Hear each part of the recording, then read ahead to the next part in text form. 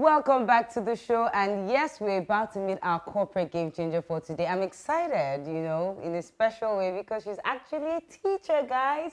Yes, Remi Adesokan is no doubt an intelligent educationist with more than 11 years experience in the field of education. She's gained her experience from both British and Nigerian schools. Her love for teaching can be traced to her early years when she worked with her parents in a small community school. She'll be sharing with us today everything education and why you as well need to be a teacher. Welcome to the show, Remi. We're so glad to have you. Thank you very much. And you look good. Thank you. Oh, wow. I'm excited. I'm talking to a teacher. Yeah. Amazing, amazing. You actually found out how passionate you were about teaching from a very tender age. And of course, because your parents owned a small school. Yes. Well, you got into University of Lagos and studied industrial chemistry. Why didn't you just study education? Well, at that time, if you were studying education, you were looked down upon. It was like you didn't know what you were doing. You had to be in science or you had to be in the law faculty. So I was just like, no, that's not going to happen to me. I'm just going to do something. So because of the prestige of not being an education student, you studied industrial chemistry. Exactly. And guys, we have to just change that. Like, Absolutely. Why are our universities that way? So when people don't score as high, they just throw them into education. And right now, we need more people, passionate people. What do you think about that? Absolutely, because tomorrow's leaders are made in schools. We expose them to the future, to what's happening in the world. We teach them how to be independent learners. We just can't let the people that are not up to par teach our children anymore. It shouldn't happen. So how were you then able, because the moment you left school, you started teaching. How were you able to bag your first job without a degree in education? How did you get that? Okay, there are assistant teacher roles. You learn on the job. So I got that right after NYC. Started assisting at a school in Ikoyi. And when I found out how they were teaching, particularly using the British curriculum, I was very, very much interested. I then went on for a postgraduate diploma in education. And that's how. And so the moment you had your postgraduate diploma in education, did it change the trajectory of your career? Absolutely. Like I said, I had always known that I was going to be a teacher. So that was just how to learn it for me. And I just continued that way, and I don't see myself. Did you go online or for the course, or you had to travel to a school? I did it online with the University of Sunderland, and they had to come for teaching practice checks. Okay. So they came in and they trained us and they worked with us right in the classroom.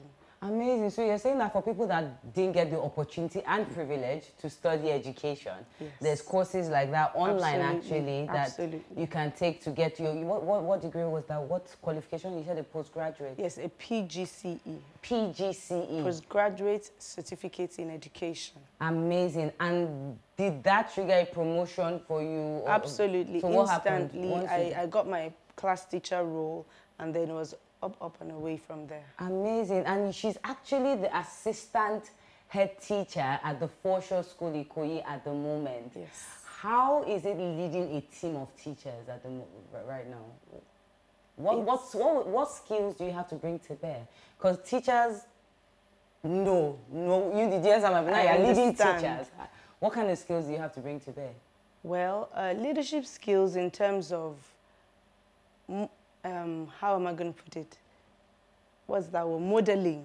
Okay. So you have to model teaching. You have to bring in even your IT skills, because teaching is going to a level nowadays that we want the children to be competent. So I do that with teachers, my training skills, to train them on how to teach better. Okay, so do you by any chance get into any gatherings? And when people are like, oh, I'm a lawyer, oh, I'm a corporate this, I'm a this, that, personally, do you ever feel any certain way? Not at all. Okay. Not at all. I always say my job is better than the bankers, because I'm sorry, they deal with money, but we deal with lives. Oh my God. We deal with the future. True. We make what is going to be. So I'm very proud, very happy to be where I am today. I totally agree. What would you say to people that get into education not out of passion but just because there was no job? What would you say to that? They shouldn't be there. It's either they change their minds and begin to love it, or they should just find something else to do. Can you make yourself love teaching? Well, children also have this thing about them that makes you just love it. While we were learning, we're told that teaching is an art. You plan it, you prepare it like a production.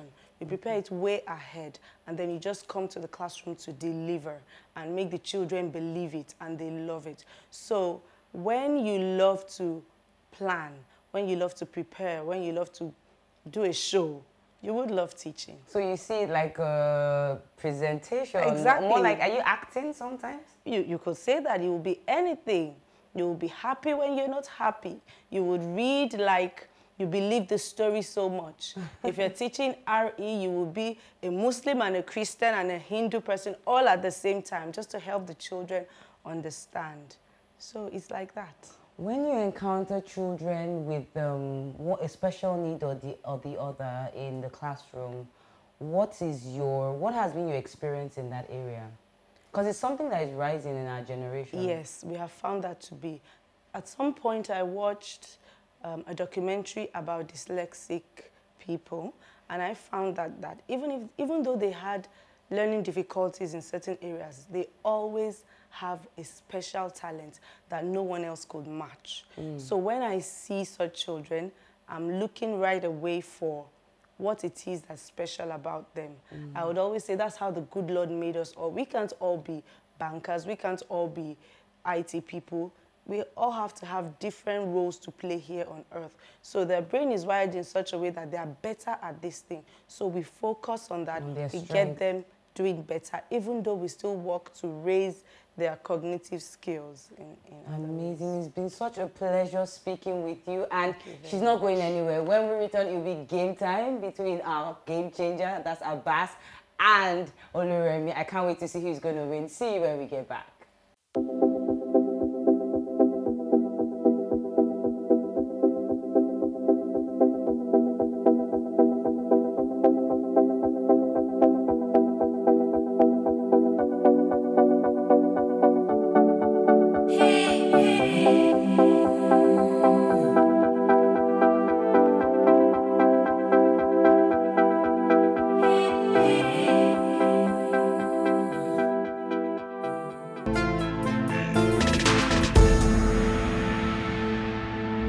Welcome back to the show, and yes, it's game time, and of course I'm wearing Blisco. I love the whimsical feel to this fabric, and yes, I particularly love my Blisco because I would wash it and wash it and wash it and wash it, and it remains the same.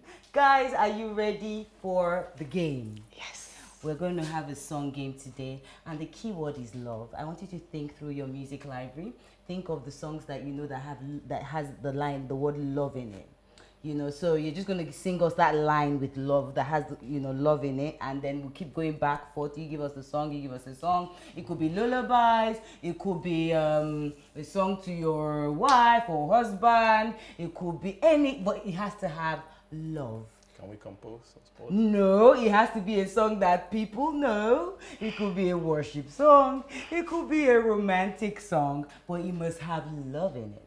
Are we ready? Please think through your music library. Love is a common word in all our songs. And we'll start with Remi. I love you. Good. You love me. We're Abbas. happy. So amazing to be in love. Oh, I love that song actually. Follow From you you to the moon. I love my baby. That's my baby. Come on, girl. I'll treat my baby right. Abbas. Abbas, you can do this. You can. And our winner is Remi. Yay! And you get amazing fabric from Blisco. Sorry, Abbas. Thank you very much. Congratulations. Thank It's so you. good to be so amazing chatting with you, Remi and Abbas. We've learned You're so welcome. much from you today, and keep changing the game in your respective spaces. Thank you for coming on the show. Thank you guys for watching. Until we see you again, don't stop changing the game in whatever you do. Keep being the best in whatever space you find yourself. Bye.